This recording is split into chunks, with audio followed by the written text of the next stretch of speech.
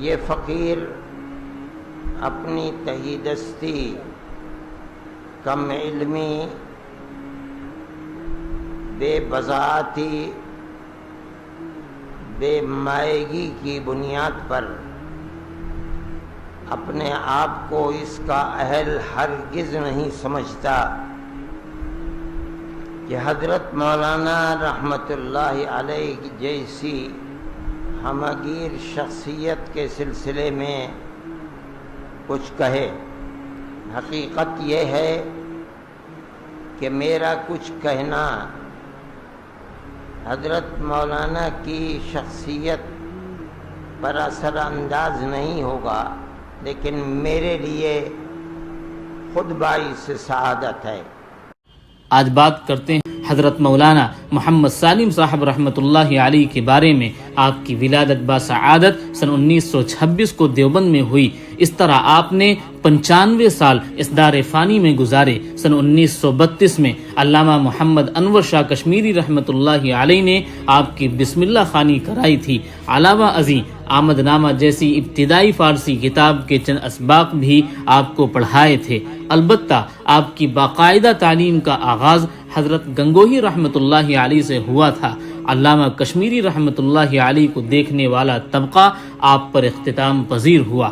آپ نے حکیم الامت حضرت مولانا محمد اشرف علی تھانوی رحمۃ اللہ علیہ سے میزان کے اسباق پڑھے تھے۔ اس طرح آپ حضرت حکیم الامت رحمۃ اللہ علیہ کے آخری شاگرد ثابت ہوئے۔ دارالعلوم دیوبند سے آپ کی فراغت سن 1948 میں ہوئی۔ یہاں آپ کو علامہ محمد ابراہیم بلیاوی شیخ الادب، حضرت مولانا محمد اعزاز علی شیخ التفسیر، حضرت مولانا محمد فخر الحسن رحمہم اللہ جیسے اساتین علم و فن کی شاگردی حاصل ہوئی۔ اس دوران مختلف اوقات میں حضرت مولانا سید محمد اسعد مدنی شیخ الحدیث، حضرت مولانا محمد سلیم اللہ خان، حضرت مولانا سید محمد رابع حسنی ندوی اور حضرت مولانا مفتی عتیق الرحمن نعمانی رحمہم اللہ جیسے ملت اسلامیہ کے آسمان کے چاند اور تارے آپ کے شریک درس رہے۔ مولانا کی شہرت حکیم الاسلام حضرت مولانا قاری محمد طیب رحمۃ اللہ علیہ کے فرزند ارجمند کی حیثیت سے رہی۔ دنیا نے آپ ہی کو حضرت حکیم الاسلام کا جانشین مانا۔ محترم دوستو، یہ بات دنیا جانتی ہے کہ حضرت حکیم الاسلام بانی دارالعلوم دیوبند کے پوتے اور آپ کے علم و حکمت کے امین تھے۔ آپ نے شیخ الہند حضرت مولانا محمود الحسن دیوبندی، شیخ الاسلام حضرت مولانا شبیر احمد عثمانی، حضرت مولانا محمد انور شاہ کشمیری، حکیم الامت حضرت مولانا اشرف علی تھانوی رحمہم اللہ وغیرہ اساتین علم سے کسب فیض کیا تھا۔ آپ نے مولانا حبیب الرحمن عثمانی رحمۃ اللہ علیہ کے دور میں نائب محتمیم کے حیثیت سے 8 سال خدمات انجام دی اور آپ کی رحلت کے بعد 53 سال تک مسلسل دارالعلوم کے اہتمام پر فائز رہے۔ آپ کے دور اہتمام میں آپ کے اساتذہ کرام کی ایک بڑی تعداد دارالعلوم میں منصب تدریس و تربیت پر پائی جاتی تھی۔ یہ دارالعلوم کا ذری دور شمار ہوتا ہے۔ اس دور میں دارالعلوم نے عالمی شہرت پائی اور یہ ادارہ ازہر ہند کی حیثیت سے متعارف ہوا۔ اس شہرت میں جہاں اس ادارے سے وابستہ اور تدریسی خدمات پر فائز اکابرین کی قربانیاں شامل ہیں، وہیں عامت الناس میں اسے مقبول بنانے اور اس کی دعوت و فکر کو عام کرنے میں آپ کے اسفار اور خطبات نے سب سے اہم کردار ادا کیا ہے۔ لہذا بانی دارالعلوم کے بعد آپ کو معمار ثانی کہا گیا۔ محترم دوستو، حکیم الاسلام حضرت مولانا قاری محمد طیب صاحب رحمۃ اللہ علیہ اپنے دور کے عظیم ترین خطیب شمار ہوتے تھے۔ ہما شما کا کیا ذکر، مولانا عبد الماجد دریابادی رحمۃ اللہ علیہ جیسے علم و ادب کی مینار نے آپ کو اپنے دور کا سب سے بڑا خطیب قرار دیا۔ قاری صاحب کی خطابت دھیمی آنچ کی طرح تھی، اس میں اتار چڑھاؤ کم ہی ہوتے تھے۔ ایک بہتا دریا تھا جو بغیر روک ٹوک کے آگے ہی بڑھتا چلا جاتا تھا۔ اس میں نہ چیخ تھی اور دہاڑ ہوتی، نہ راگوں کا آلاپ ہوتا، لیکن زبان تھی کہ رکتی نہیں تھی۔ الفاظ ایسے نکلتے جیسے پھول جھڑ رہے ہوں۔ 3-4 گھنٹے کے خطاب میں جملوں کی تکرار شاذ و نادر ہی ہوتی۔ تشریح ایسی کرتے کہ عوام کے سامنے مشکل سے مشکل مسائل پانی ہو جاتے۔ ایک زمانہ تھا کہ عروس البلاد ممبئی میں بریلی کے واعظوں کا غلبہ ہوا کرتا تھا۔ کسی صحیح العقیدہ عالم کی مجال نہیں تھی کہ یہاں بیانات کریں۔ بڑوں سے سنا کہ جب یہاں پہلے حضرت قاری طیب صاحب رحمۃ اللہ علیہ کے بیانات رکھے گئے تو سارے شہر میں مخالفین کے پوسٹر لگ گئے کہ شیطانوں کا سردار آ رہا ہے۔ اس زمانے میں ممبئی میں پشاوری اور افغانی پٹھانوں کی بڑی تعداد ہوا کرتی تھی۔ پھلوں اور میووں کی تجارت کے علاوہ ان میں خاصی بڑی تعداد جرائم پیشہ افراد کی بھی تھی جو اکسانے پر مرنے مارنے کے لیے آمادہ ہو جاتی تھی۔ منفی پبلسٹی سے متاثر ہو کر شیطان کے سردار کا توڑ کرنے کی غرض سے ایسا ہی ایک پٹھان قاری طیب صاحب کی مجلس میں لٹھ لے کر پہنچا۔ وہاں آپ کی ملکوتی شخصیت نے اسے ہکا بکا کر دیا۔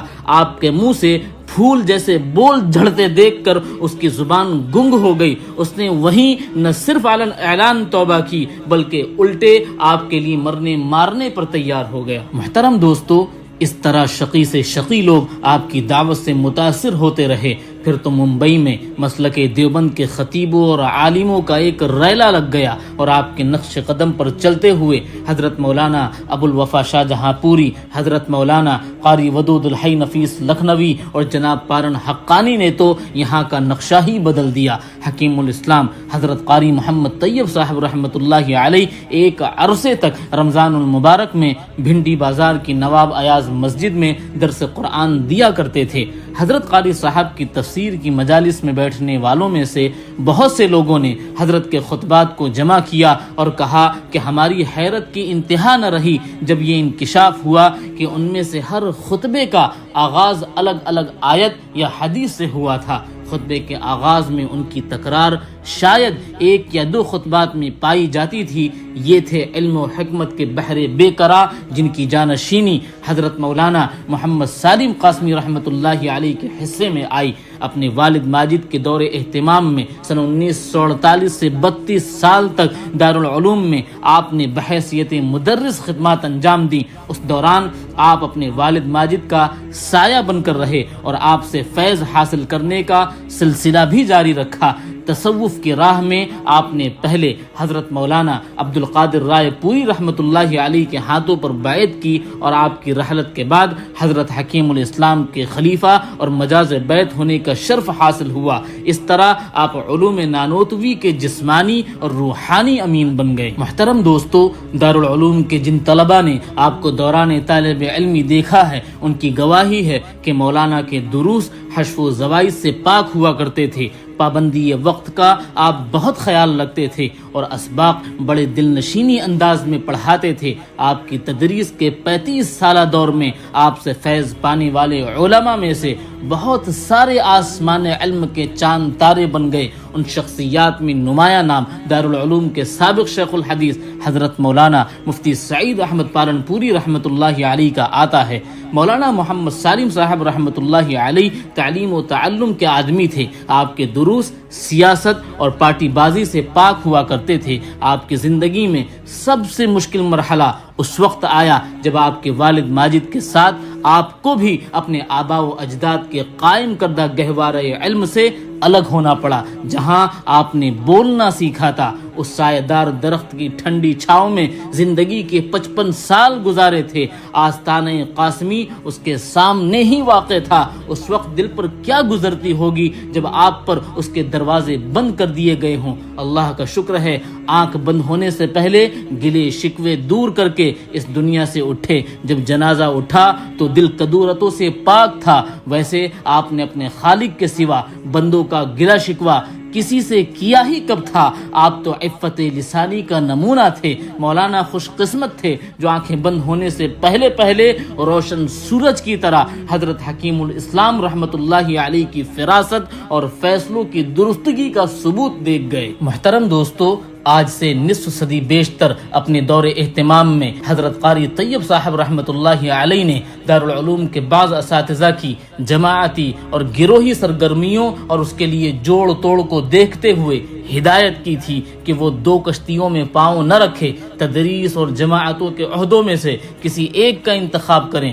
بعضوں کو یہ بات پسند نہیں آئی، انہوں نے تدریس پر پارٹی مفادات اور عہدوں کو ترجیح دی اور حضرت قاری صاحب کے خلاف جوڑ توڑ شروع کی جو دارالعلوم کے انتشار پر منتج ہوئی۔ اس انتشار کے 30 سال کے بعد تاریخ نے خود کو دہرایا۔ اب کی بار شورا نے ناظم تعلیمات اور نائب محتمم کو نوٹس جاری کیا کہ وہ اپنی جماعت کی صدارت یا دارالعلوم کے عہدے میں سے کسی ایک کا انتخاب کرے۔ بات یہاں تک نہیں رکی بلکہ شورا نے ایک قدم آگے بڑھتے ہوئے دوسری ایک ایسی جماعت کی سرگرمیوں پر دارالعلوم کے احاطے میں پابندی عائد کر دی جس کے بارے میں عام خیال تھا کہ اس نے دارالعلوم کے بطن سے جنم لیا تھا۔ اس طرح حضرت حکیم الاسلام رحمۃ اللہ علیہ کا پیغام کہ اساتذہ اور طلبہ کو اولین ترجیح تعلیم و تدریس کو دینی چاہیے اور اس کے لیے یکسوئی اور تندہی سے اپنی صلاحیت صرف کرنی چاہیے۔ اسی یکسوئی سے دیوبند نے وہ علماء، فقہا اور محدثین پیدا کیے تھے جن پر بجا طور پر مسلمانان ہند کو فخر حاصل ہے۔ یہی موقف حضرت حکیم الاسلام رحمۃ اللہ علیہ کے پیر و مرشد حکیم الامت حضرت تھانوی رحمۃ اللہ علیہ کا بھی تھا۔ جب حضرت تھانوی رحمۃ اللہ علیہ کو محسوس ہوا کہ دارالعلوم پر جذباتی پارٹی بندی کا غلبہ ہو رہا ہے اور اس رویے کی اصلاح آپ کی دسترس سے باہر ہے تو دارالعلوم کی سرپرستی سے کنارہ کش ہو گئے۔ محترم دوستو، حضرت حکیم الاسلام رحمۃ اللہ علیہ اور مولانا محمد سالم صاحب کے دلوں پر دارالعلوم سے نکلنے کے بعد اس کے بالمقابل ایک دوسرے دارالعلوم کا قیام بہت شاق گزر رہا تھا اور ایک عرصے تک اس پر دل بھی آمادہ نہیں ہو رہا تھا، لیکن حضرت مولانا اندر شاہ کشمیری رحمۃ اللہ علیہ اور دوسرے احباب کے اصرار پر کچھ عرصے بعد سن 1982 میں علم دین کی شکل میں اللہ تعالی نے ان پر جو انعام کیا تھا اس کے فیض کو عام کرنے کے لیے ایک نئے ادارے وقف دارالعلوم دیوبند کی تاسیس میں شریک ہوئے اور تادم واپسی 36 سال تک اپنے والد ماجد کے نقش قدم پر چلتے ہوئے علم دین اور دعوت کی خدمت انجام دی۔ اللہ کی ذات حکمت والی ہے، انتشار میں بھی منفعت کی راہ نکل آئی۔ آج وقف دارالعلوم بھی اپنے اصل کے نقش قدم پر چلتے ہوئے دیوبند کی دوسری آنکھ بن گیا ہے، روز بروز ترقی کی راہ پر گامزن ہے اور اس سے فیض کا سلسلہ جاری و ساری ہے۔ وقف دارالعلوم پر ابتدا میں بڑا کڑا وقت آیا۔ ایک طرف مخالف پروپیگنڈا، وسائل محدود، بنیادی طور پر مولانا سالم کا مزاج بھی چندے والوں کا نہیں تھا۔ نوزائیدہ ادارے سے مربوط ہونے والے زیادہ تر افراد بزرگ اور ریٹائرڈ عمر کو پہنچ چکے تھے۔ انہوں نے اپنا خون نچوڑ کر اپنے مادر علمی کو دے دیا تھا، لیکن ان کی جسمانی قوت ان کے بلند حوصلوں کا ساتھ نہیں دے پا رہی تھی۔ خود مولانا بھی اس وقت 60 سال کی عمر کے قریب تھے۔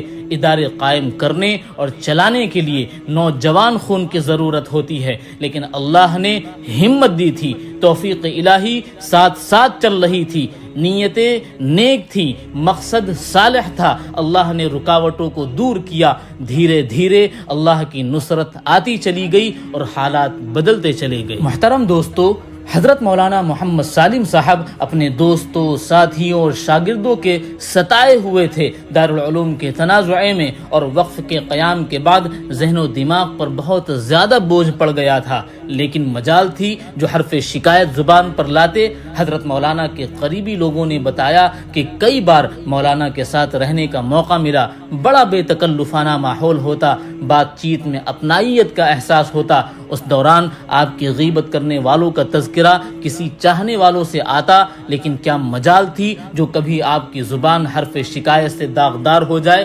یا آپ کے کردار کی عظمت تھی جس نے آپ کو ہمیشہ سر بلند رکھا؟ بلندی کردار کے ایسے نمونے اب اہل علم میں ناپید ہوتے جا رہے ہیں۔ آپ کے ساتھ جو کچھ برا ہوا انہوں نے اسے بھلا دیا تھا۔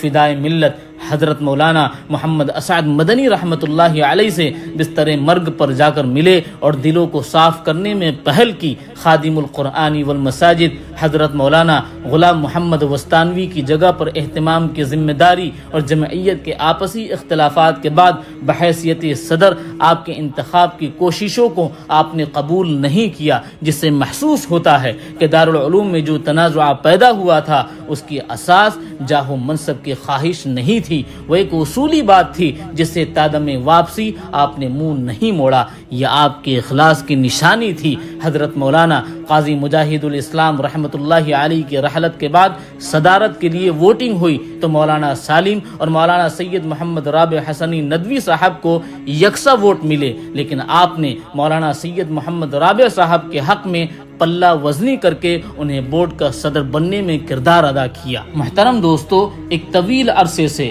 ان کے پاؤں کمزور ہو گئے تھے، چلنا پھرنا ممکن نہیں رہا تھا۔ بڑھتی عمر کے ساتھ بیماریاں بھی سایہ فگن رہتی، بیماریوں کا کوئی بھروسہ نہ تھا کہ کب حملہ آور ہوں، لیکن ملت کے مفاد میں جب تک سانسیں چلتی رہیں ہمیشہ رخت سفر باندھے رکھا۔ اس حالت میں بھی مسلم پرسنل لا بورڈ کے ایک دن کے اجلاس میں شرکت کے لیے پورے دن کا سفر طے کر کے کئی ایک اسٹیشن اور ہوائی اڈے تبدیل کر کے بھٹکل پہنچتے اور پیرانہ سالی کی اس ہمت کو دیکھ کر لوگ دنگ رہ جاتے۔ مولانا اپنے والد ماجد حضرت حکیم الاسلام رحمۃ اللہ علیہ کے حقیقی جانشین واقع ہوئے تھے۔ تقریر بڑی دل نشین کرتے تھے، جوانی میں انداز میں ٹھہراؤ تھا، لیکن آخر میں بولنے کی رفتار میں کچھ تیزی محسوس ہوتی تھی، لیکن علم و حکمت کی باتیں وہی ہوا کرتی، فصاحت و سلاست میں بھی وہی حسن پایا جاتا تھا۔ مولانا نے ایک طبعی عمر گزار کر داعی اجل کو لبیک کہا۔ مولانا